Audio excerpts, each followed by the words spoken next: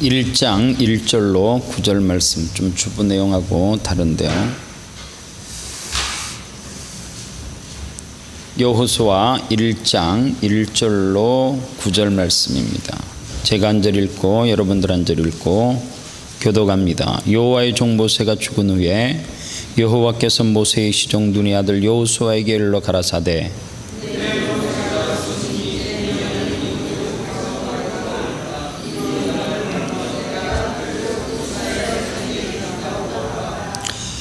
내가 모세에게 말한 바와 같이 물은 너희 발바닥으로 밟는 곳을 내가 다 너희에게 주었노니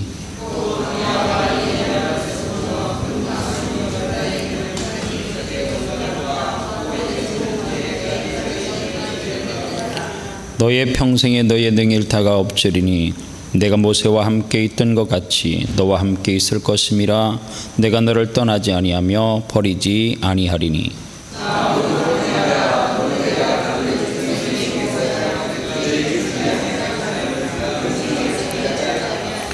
오직 너는 마음을 강하게 하고 극히 담대히 하여 나의 종 모세가 내게 명한 율법을 다 지켜 행하고 좌로나 우로나 치우치지 말라. 그리하면 어디로 가든지 형통하리니.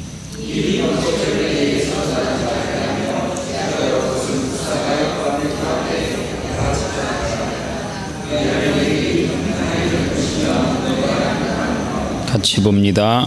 내가 내게 명한 것이 아니냐. 마음을 강하게 하고 담대히 하라. 두려워 말라, 놀라지 말라. 내가 어디로 가든지 내 하나님 여호와가 너와 함께하느니라 하시니라. 아멘. 저는 수요일날 기회될 때마다 여호수아를 살펴보고 있는데 오늘은 두려움이라고 하는 정체, 두려움의 정체, 이 내용을 한번 살펴보려고 합니다. 전 시간에 제가 말씀했듯이 우리가 가나안이라고 하는 것은 자꾸만 천국으로 묘사를 해서 그곳에는 젖과 꿀이 흐르는 땅, 이것을 비유해서 천국에는 마치 가나안 땅과 같아서 젖과 꿀이 흐른다라고 그렇게 이야기를 합니다. 그래서 일하지도 않아도 풍성함을 누릴 수 있다라고 하는데, 실질적으로 가나안은 전 시간에도 말씀을 드렸지만 그리스도 안에서 하나님의 통치를 받고 믿음과 순종을 연단받는 삶의 현장이 가나안이라 그랬습니다. 그러니까 가나안은 어쩌면 지금 우리가 살고 있는 이 땅이 우리에게 있어서 그리스도 안에서 하나님의 통치와 훈련을 받고 믿음과 순종을 연단받는 삶의 현장이라고 하면 이것이 어쩌면 저와 여러분들에게 가나안일 수 있습니다. 이제 여호수아가 모세의 대업을 이어받아서 가나안에 들어가야 됩니다. 여호수아는 모세와 함께 애굽에서 탈출한 1세대입니다. 그래서 여호수아는 어떻게 보면 모세가 이스라엘 백성들을 구원하기 위해서 애굽에 왔을 때서부터, 그리고 홍해를 만났을 때에, 그리고 홍해를 건너고, 그리고 강야 생활 가운데 전쟁을 했던 아말렉 전쟁에도 그는 앞에 서서 그 전쟁을 주도적인 역할을 했던 사람이 여호수아입니다. 그런데 오늘 1절로 9절 말씀을 함께 읽었지만 여기에 보면 계속해서 비슷한 내용이요, 해석을 해보면 똑같은 내용인데 그 말씀을 계속해서 중복하고 또 중복하는 말씀이 있습니다. 놀라지 말라, 두려워 말라, 담대하라, 내가 너와 함께한다, 떠나지 않는다. 이 말씀은 어떻게 보면 한 내용, 그런데 6절, 7절, 9절 이런 내용을 보면 계속해서 똑같은 내용을 반복하고 있어요. 1절에서도 내가 너를 버리지 않겠다라고 하는. 그런데 여러분들, 우리가 여호수아를 성경을 안 봐도 찬송가 382장인가요? 허락하신 새 땅에 들어가려면 마음의 준비 다하여 힘써 일어세. 여호수아 본받아 앞으로 가세. 우리 거할 처소는 주님 품이세. 여기에서 보면 여호수아가 어떻게 묘사되고 있어요? 장수와 같이, 아니면은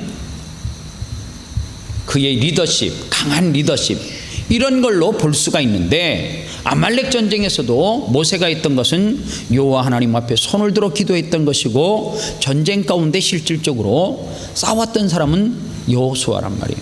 그런데 성경은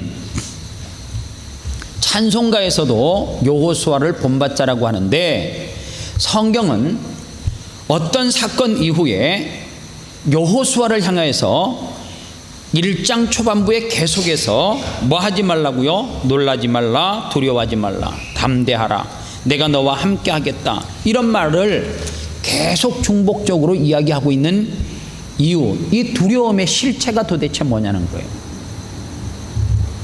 두려움의 실체는 1절 말씀에 보면 있습니다. 여호와의 종 모세가 어떻게 한 후에요? 죽은 후에, 이렇게 성경은 이야기하고 있습니다. 모세가 누구예요? 이스라엘 공동체를 430년 동안 종살이 할 때에 그들을 광야로 끌고 나와서 광야 가운데서도 약 40년에 가까운 세월 동안 이스라엘 백성들을 인도하고 이끌었던 리더십의 대가, 왕이었습니다. 쉽게 말해. 그런데 어느 날 모세가 죽고 난 다음에 그 리더십을 누가 물려받았어요? 여호수아가 물려받게 되온 거예요. 그러니까 여호수아가 첫 번째 두려움의 실체는 어디에서 오는 거예요? 내가 의지하고 믿었던 누가요? 지도자 모세가 죽고 난 데서 첫 번째 두려움의 실체가 찾아오는 거예요. 그리고 또 두려움의 실체는 뭐예요? 이제 모세가 죽고 난 다음에 여호수아가 가야 할 목적지가 어디예요? 가나안 아닙니까? 그런데 가나안은 웰컴 투 가나안 이렇게 무슨 프랭카드 걸어놨어요? 아니란 말이에요. 가나안은 어떻게 해야 되는 땅이에요? 점령을 해야 되는 땅이란 말이에요. 그런데 가나안에 자기가 정탐을 하고 나왔지만은 어떠한 곳이라고요? 덩치가 큰 사람들이 털을 닦고 살고 있는, 그래서 쉽게 그들을 물리치기 어려운 존재라고 하는 두려움의 실체가 여호수아에게 있었을 거예요. 그런데 여호수아의 두려움의 실체가 이 두 가지가 다가 아니에요. 모세가 죽고 난 다음에 그래서 대권을 이어받아서 두려움의 실체가 그를 확 사로잡은 것도 아니고, 그리고 가나안에 살고 있는 그 족속들이 두려움의 실체의 전부가 아니에요.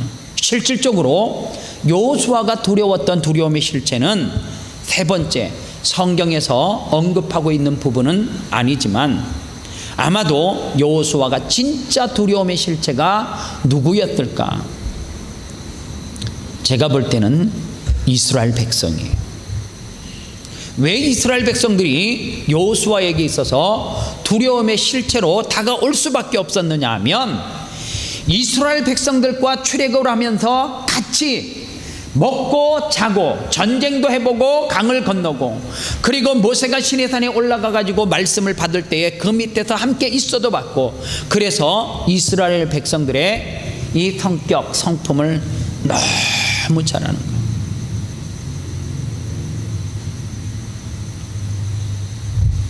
모세가 하나님의 말씀을, 율법을 받으러 갔을 때 백성들이 우상을 만들어 놓고 섬겨가지고 너무너무 지도자인 모세가 화가 나니까 돌판을 들어서 백성들 앞에 확 내리치는 모습도 봤고, 모세가 얼마나 속이 상하면 하나님이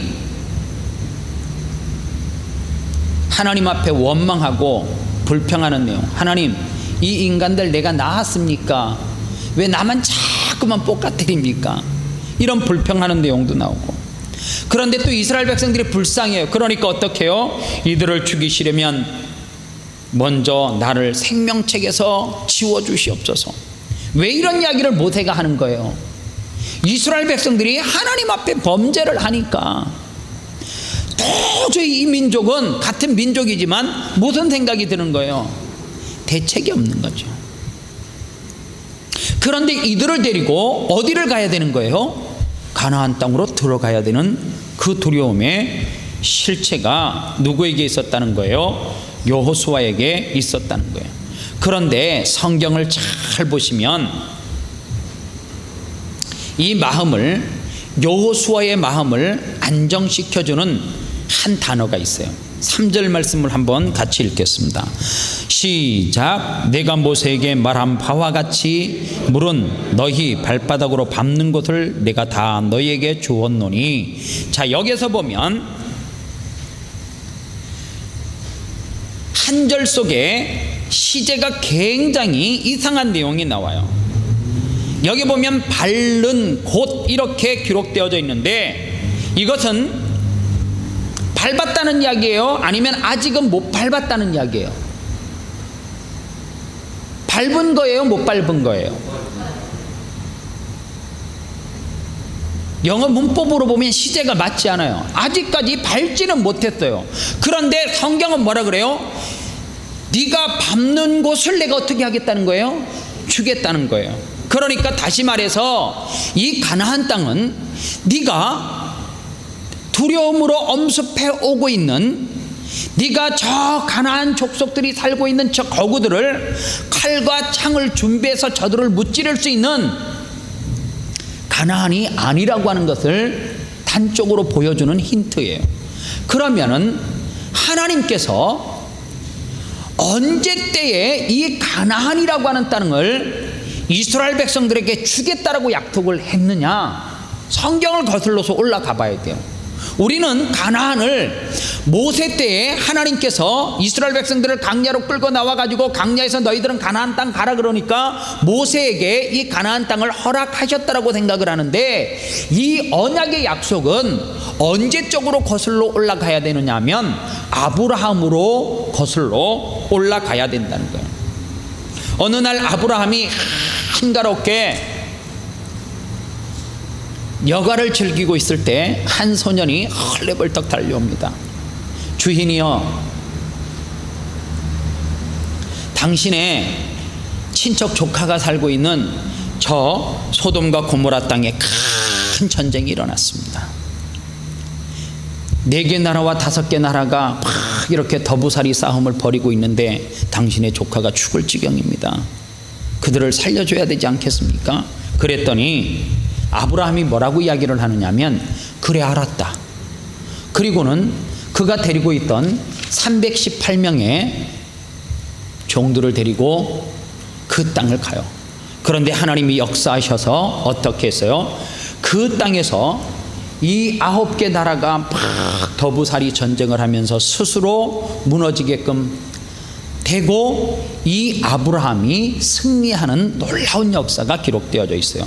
그런데 아브라함 마음 가운데 근심이 생겼어요. 그래서 성경은 이 일 후에 아브라함이 어땠다는 거예요? 두려움에 사로잡혔다는 거예요. 그래서 너무너무 두려운데 뭐가 두려운 거예요? 9개 나라가 자기들끼리 자폭해서 무너졌다라고 하는 사실을 알게 되어지면 다시금 힘을 합쳐서 누구를 칠 가능성이 많은 거예요? 아브라함을 쳐들어올 가능성이 많은 거예요. 그런데 아브라함이 근심하고 있을 때, 아브라함아, 네가 무슨 염려와 걱정을 하느냐? 내가 네게 약속했던 것을 너는 잊고 있느냐? 예? 너 밖으로 빨리 나와봐라. 하늘을 봐라. 별을 세어봐라. 그걸 어떻게 세워? 말도 안 되게. 내가 네 자녀를 이렇게 주겠다라고 약속하지 않았느냐? 바다의 모래를 세어봐라. 아이고, 이거를 어떻게 셉니까? 내가 네 후손들을 그렇게 주겠다라고 약속을 하지 않았느냐? 하나님, 그러면 내가 두려움에 사로잡히지 않을 수 있도록 언약의 약속을 써 주시옵소서. 지금으로 말하면 무슨 사인을 하나 해달라는 거예요. 그랬더니 여호와 하나님께서 짐승이 있는데 짐승을 쪼갠 사이로 횃불이 지나가게끔 만들어요. 이것이 네와 내가 맺은 언약이다. 그리고 시간이 많이 흘렀습니다. 하나님은 하늘의 무별처럼 바다의 모래처럼 그의 후손들을 주겠다라고 약속을 했는데, 이 약속이 지켜지지 않는 거예요. 그런데 하나님의 약속이 지켜지지 않을 것을 생각해서 누가요? 사레가 아브라함을 꼬드겨가지고 하갈을 통하여서 이스마엘을 낳게 됩니다. 그런데 그 이스마엘을 낳는 사건이 하나님으로부터 무려 13년 동안이나 침묵하게 하셨다는 사실이. 여러분들, 최고 무서운 게 뭔 줄 아세요? 젊은 아이들이 그러잖아요. 아유, 그러지 말고 그냥 한 대 때리고 끝내시죠. 요즘 아이들은 그런, 제발요, 말 좀 하시고요, 그냥 잘못했으니까 5대 맞을게요. 그걸로 그냥 없었던 일로 하고 말자는 거예요. 그런데 여러분들, 그때 진짜 무서운 엄마는, 아빠는 어떻게 해요? 한마디 대꾸도 하는 거예요. 그리고 먹을 거 다 상 차려줄 때 그 서슬이 퍼런 상을 받으면서 두렵고 떨리잖아요. 하나님이 13년 동안 침묵했다라고 하는 것은 이스마엘 그 사건에 대해서 하나님은 뭐 하고 계시다는 거예요? 분노하고 계시다는 거예요. 그래서 하나님께서 어느 날 모세에게 찾아오셔서 이렇게 말하는 거예요. 너 나와 약속하지 않았느냐? 사인하지 않았냐? 너 이제 그 사인한 것에 대해서 대가를 치러야 된다. 약속은 지켜야지. 그 말은 뭐예요? 너 죽어야 된다, 그 말이에요. 누가 죽었듯이? 약속의 현장에서 짐승이 죽었듯이. 그리고 난 다음에 하나님께서는 아브라함에게 네 육이 죽었다라고 하는 것을 무엇을 통해서요? 할례를 통해서. 할례를 통해서 네 육신이 죽었다라고 말씀을 하는 거예요. 그래서 너는 육신이 죽고 뭐가 살으라는 거예요? 영이, 믿음이 살아야 된다. 그 이후에 하나님께서 할례 이후에 주셨던 자녀가 누구예요? 이삭이란 말이에요. 이스마엘은 아브라함이 노력해서 얻은 아들이고, 이삭은 하나님이 선물로 주신 아들이라는 거예요. 그런데 중요한 게 뭐냐 하면, 하나님께서는 이스마엘 후손들에게 가나안을 주겠다라고 약속을 한 것이 아니라 이삭의 후손을 통하여서 가나안을 주겠다라고 약속을 한 거예요. 그들이 누구예요? 그들이 지금 가나안을 목전에 두고 있는 이스라엘 백성들이에요. 그러니까 이 가나안이라고 하는 것은 믿음의 조상 아브라함 때서부터 약속하신 땅이요, 이 약속의 땅은 여호수아가 아말렉 전쟁에서 그 적군들을 칼로, 총으로, 칼로, 뭘로, 활로 찔러서 죽이고 이러는 것이 아니라 무엇으로요? 그래서 성경은 여호수아에게 너는 강하고 담대하라. 여기서 강하고 담대하라고 하는 말이 완전 무장하라 이 말이 아닙니다. 무엇으로 무장하라는 거예요? 믿음으로.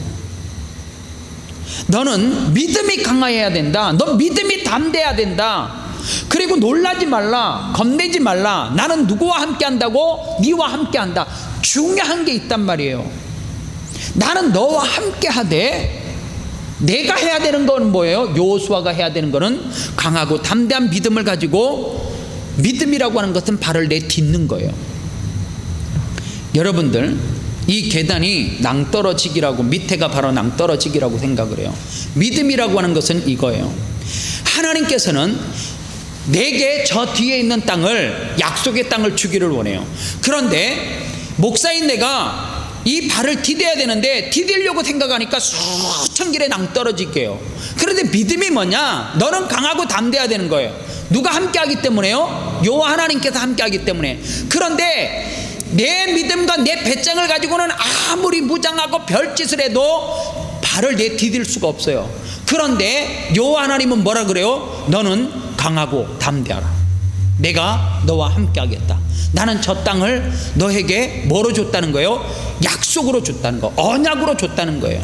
그렇기 때문에 발을 내딛는 순간 내 힘으로는 내디딜 수 없지만 믿음으로 내디디니까 하나님께서 뭘 만들어 놓는 거예요? 계단 만들어 놓는 거지. 중요한 거, 내 눈에 안 보여, 그거는.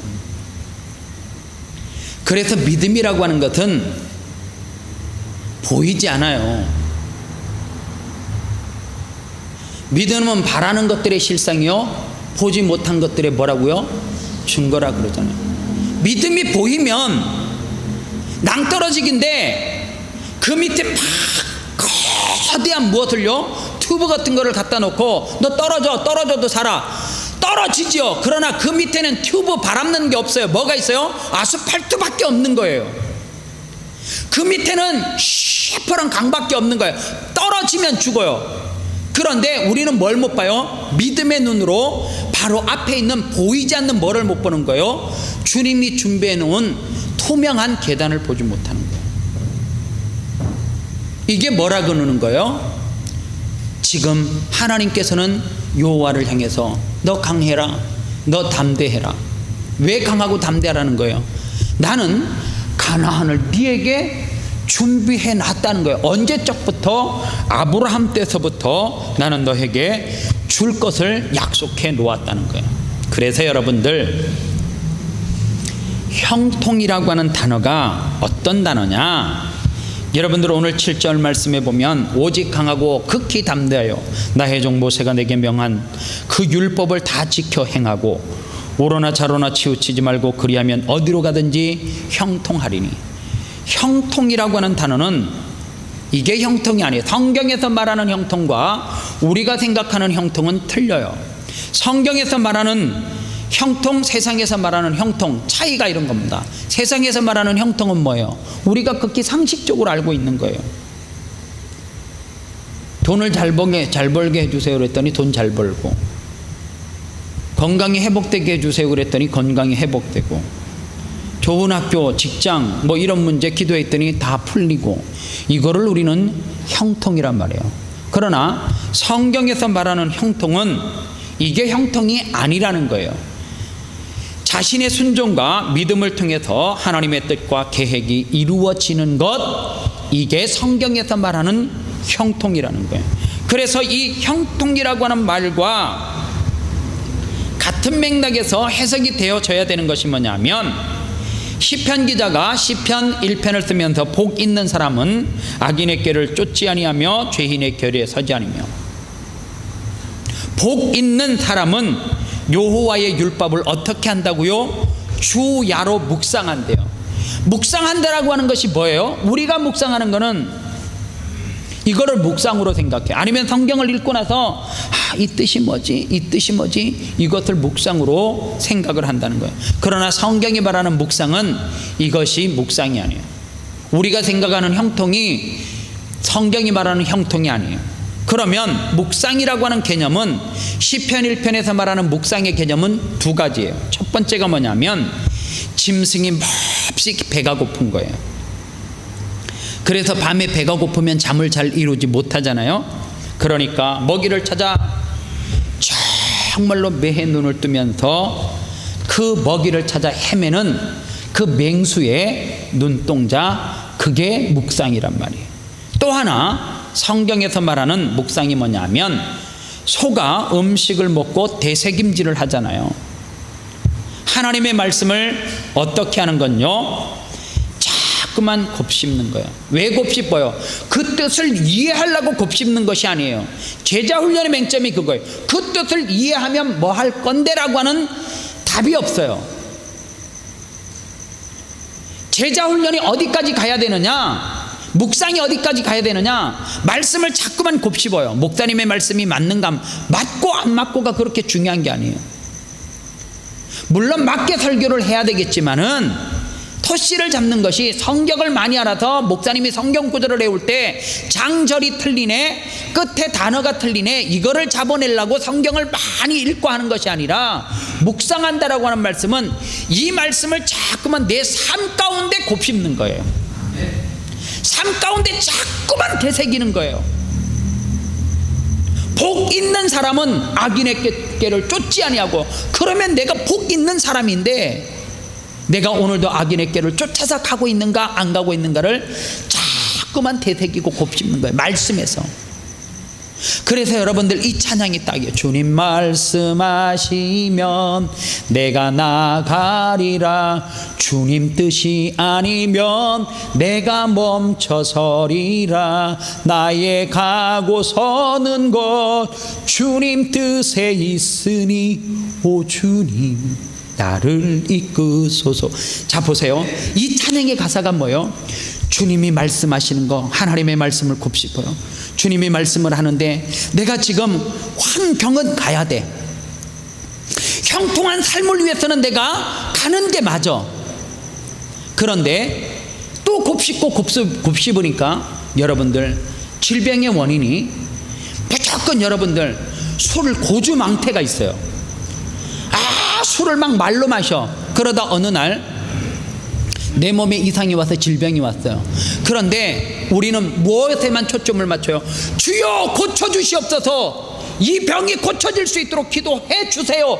기도 요청을 한단 말이에요. 그러나 근본적으로 보면 말씀을 곱씹어보면 내가 주님이 말씀하시는 것을 행하지 않았기 때문에, 그것을 금하지 않았기 때문에 뭐로부터 가야 되는 거예요? 형통이라고 하는 것은 그 질병이 누구를 만나서 기도해서 기적을 체험하는 것이 형통이 아니라, 진짜 형통은 말씀을 곱씹는 가운데 그 질병을 통하여서 무엇을 깨닫고, 내가 하나님 앞에 순종하지 않는 것을 깨닫고 뭐 하는 거요?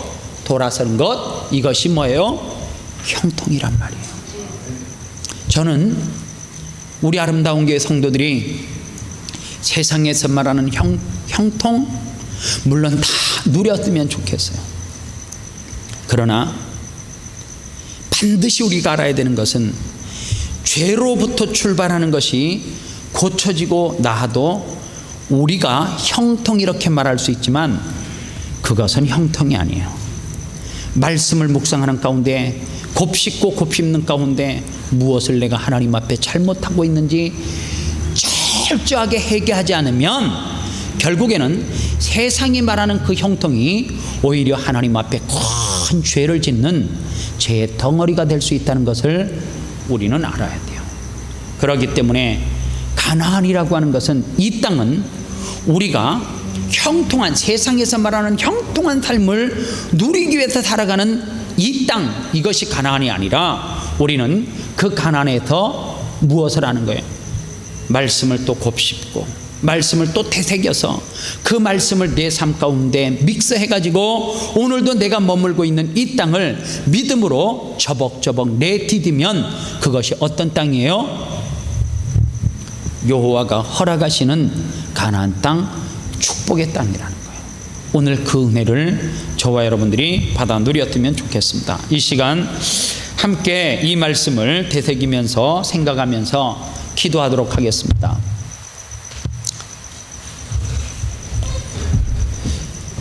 오늘 말씀에서도 제가 여러분들에게 말씀을 드렸지만,